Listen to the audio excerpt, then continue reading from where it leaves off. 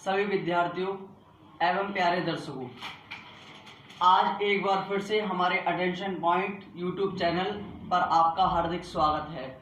आज मैं आपके सामने एक नए विषय के साथ प्रस्तुत हूँ।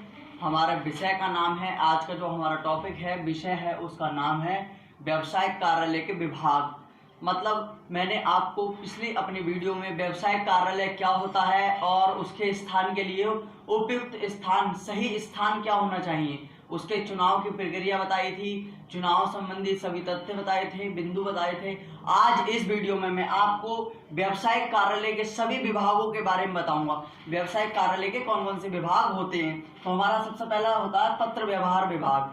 यह वह विभाग है जिसके माध्यम से पत्र व्यवहार किया जाता है, मतलब पत्रों को एक स्थान से दूसरे स्थान तक भेजा जाता है। इस विभाग के अंतर्गत पत्रों पर नकल करना, पत्रों की प्रतिलिपि लेना, पत्रों को मोड़ना, पत्रों को बाहर भेजना, पत्रों को प्राप्त करना, फाइल में रखना इत्यादि कार्य किए जाते हैं। व्यवसायिक कार्यालय के विभाग में पत्र विभाग का कार्य सबसे ज्यादा महत्वपूर्ण है, क्योंकि इस विभाग के अंतर्गत हमें सभी प्रकार के पत्रों का अध्ययन देखने को मिलता है। अगला विभाग हमारा लेखा विभाग। लेखा विभाग भी व्यापारिक कार्यालय के या व्यवसायिक कार्यालय के सभी विभागों में एक महत्वपूर्ण योगदान रखता है। लेखा विभाग के माध्यम से ही हम विभिन्न प्रकार के निश्चित आंकड़ों एवं व्यवसाय के लाभ हानि का ज्ञान प्राप्त करने के उद्देश्य से लेखा विभाग की रचना करते हैं। लेखा विभाग के अंतर्गत हम ये देख लेते हैं कि हमारा कितने अभिलेख अभी तैयार हो गए हैं, क्या क्या हमारे उसमें कमियां हैं, क्या क्या हमें और उसमें जरूरत है पूर्ति करनी है। लेखा विभाग का कार्य बहुत ही आंकड़ों पर निर्भर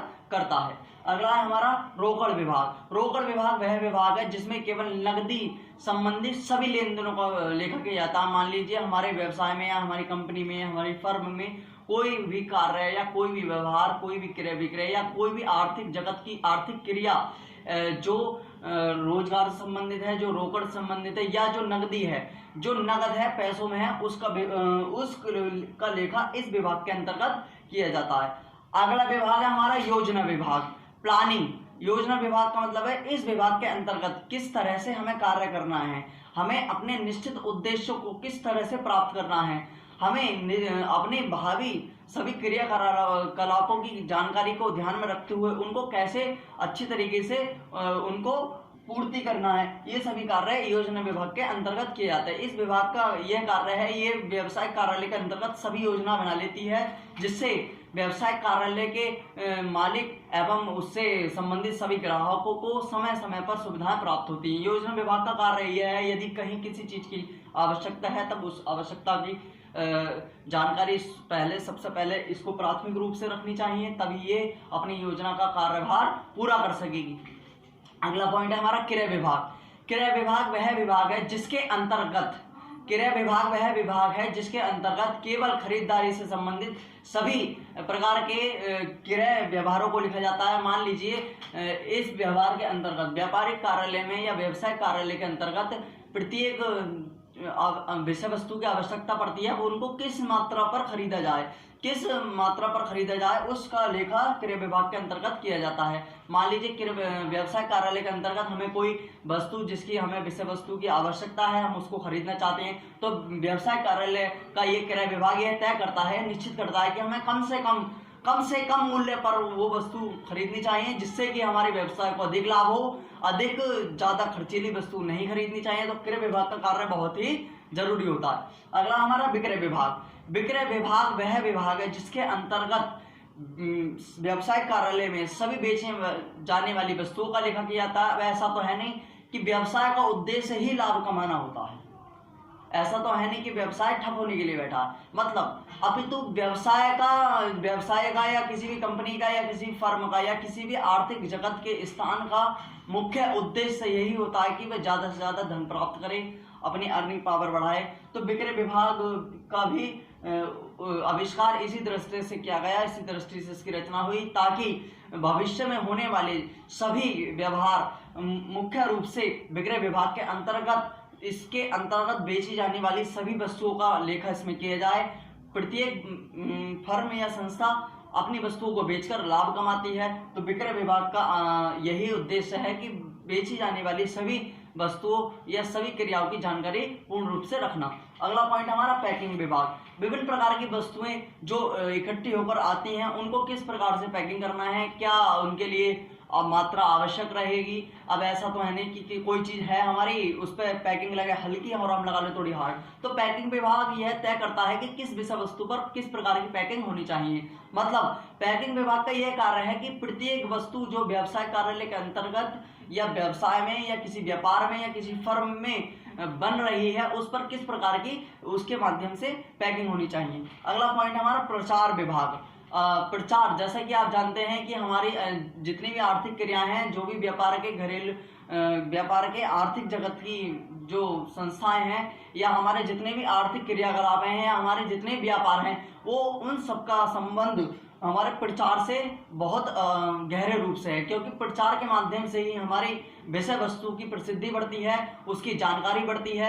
यदि हम प्रचार नहीं कराएंगे तो हमारी विषय वस्तु का लोगों को या समाज में क्या पता चलेगा। तो प्रचार एक ऐसा माध्यम है जिसके द्वारा किसी विषय वस्तु का या व्यवसाय में बनाई हुई किसी वस्तु का समाज के लिए पता चलता है, समाज को उसकी जानकारी होती है कि क्या चीज है और कैसे ये उत्पन्न हुई और क्या क्या इसके फायदे हैं। तो प्रचार विभाग का यही कार्य है, व्यवसाय कार्यालय के प्रचार विभाग का यही कार्य है कि इसके द्वारा विभिन्न प्रकार की विषय वस्तुओं से संबंधित सभी प्रकार की जानकारियां एवं उनकी प्रसिद्धि को ध्यान में रखते हुए उनका प्रचार समाज के एवं देश हित की सभी जानकारियों एवं देश हित की सभी भावनाओं को ध्यान में रखकर किया जाता है। अगला हमारा भंडार विभाग। जैसा कि आप लोग जानते हैं कि यह विभाग, अब ऐसा तो है नहीं कि हमें कोई चीज की आवश्यकता है वो तुरंत मिल जाएगी, पहले उसकी एक रूपरेखा तैयार होगी। वही कार्य भंडार विभाग का है।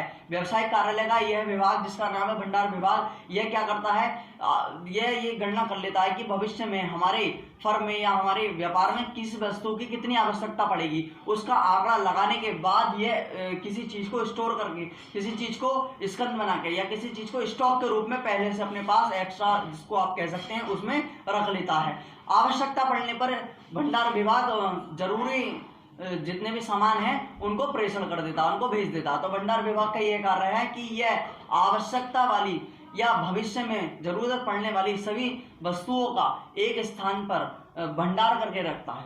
अगला हमारा सांख्यिकी विभाग। सांख्यिकी विभाग का मतलब यह है स्टैटिक्स, सांख्यिकी को इंग्लिश में कहते हैं। सांख्यिकी विभाग का यह कार्य है कि इस विभाग का कार्य यह है कि ये अपनी एक रूपरेखा तैयार कर लेता है। मान लीजिए आज सोमवार है तो सोमवार को कितने हमारे आंकड़ों की प्रविष्टि हुई या कितने आंकड़ों की हमारी सेल्स और परचेज हुई, उससे अगले मंडे आ गया, ट्यूसडे आ गया, मंडे से आ गए वेडनेसडे आ गया। इस प्रकार से दिन ब दिन, जैसे सोमवार मंगलवार, ये अपनी रूपरेखा तैयार कर लेता है, विभिन्न प्रकार के ग्राफ तैयार कर लेता है। ग्राफ के माध्यम से ये जानकारी प्राप्त करता है या जानकारी देता है अपने व्यवसाय को या अपने ऑनर को कि हमारे व्यवसाय कार्यालय में या हमारे व्यापार में अभी तक इस आंकड़ों के अनुसार या इस रूपरेखा के माध्यम से, इस ग्राफ के माध्यम से हमारे यहाँ व्यापार चल रहा है। तो उस ग्राफ को देखते हुए हमें अपने व्यवसाय की लाभहानि एवं आर्थिक स्थिति का पता चल जाता है। अगला है हमारा पूछताछ विभाग। यह वह विभाग, अब ऐसा तो है नहीं कि व्यवसाय कार्यालय हो या कोई भी ऐसी जगह व्यापार हो या उद्योग हो, धंधा हो, कोई भी एक ऐसी चीज हो जहां पर शिकायत ना आती हो।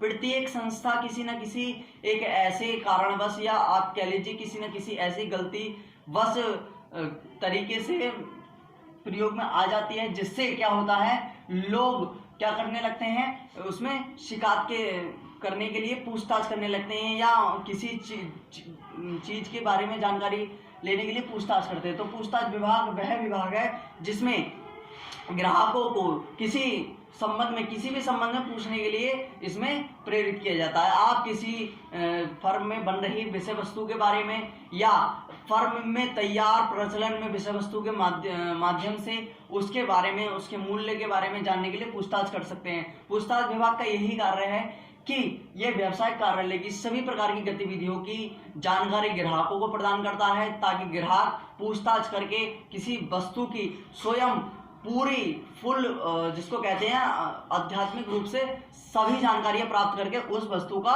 लेन देन कर लेता है। अगला हमारा प्रशासन विभाग। प्रशासन विभाग वह विभाग है जिसके अंतर्गत, प्रशासन विभाग वह विभाग है जिसके अंतर्गत सभी औपचारिक या जिसको आप कह लीजिए सरकारी कार्यों को ध्यान में रखते हुए, सरकारी नीतियों को ध्यान में रखते हुए, सरकारी नियमों एवं सिद्धांतों को ध्यान में रख रखते हुए कार्य किया जाता है। अगला हमारा अभिलेख विभाग। जैसे आपने अभी लेखा विभाग पढ़ा, ठीक उसी संबंध में अभिलेख विभाग है। लेख से ज़्यादा जो हमारे महत्वपूर्ण तथ्य हैं, जो हमारे दस्तावेज हैं, मौलिक दस्तावेज हैं, मौलिक प्रपत्र हैं, उन सब का वर्णन, उन सब का प्रयोग, उन सब की क्रियाकलापों की प्रविष्टि अभिलेख विभाग के अंतर्गत की जाती है। अभिलेख विभाग के अंतर्गत विभिन्न प्रकार के ऐसे तथ्य जो बहुत ही जरूरी हैं, आवश्यक हैं, मौलिक हैं, उन सब की विवेचना इसके अंतर्गत की जाती है। अगला विभाग हमारा शिकायत विभाग। शिकायत विभाग वह विभाग है जिसके अंतर्गत व्यवसायिक कार्यालय में विभिन्न प्रकार के ग्राहकों द्वारा किसी प्रकार की कोई शिकायत आ जाती है। अब ऐसा तो है नहीं कि हम कोई विषय वस्तु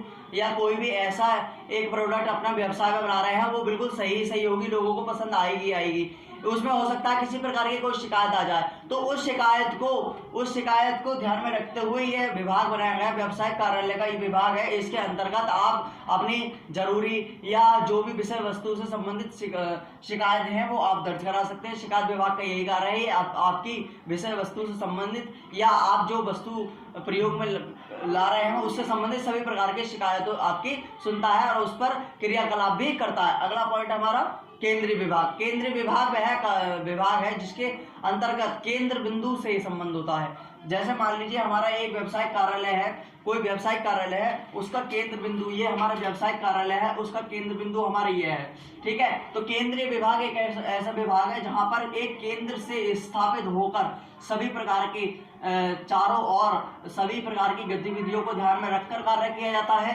सभी प्रकार के केंद्र होता है, बीच का जो हमारा सिरा होता है, बीच का बिंदु होता है, उसको केंद्र कहा जाता है। केंद्र के अंदर क्या क्या होता है, इस विभाग के अंदर ये होता है, सभी केंद्रीय संबंधी सभी प्रकार की जानकारियां इसमें रखी जाती हैं। तो आज हमने आपको व्यवसाय कार्यालय के सभी विभाग बताए। आशा करता हूं कि आप सभी को हमारे व्यवसाय कार्यालय के सभी विभाग समझ में आ गए होंगे। धन्यवाद।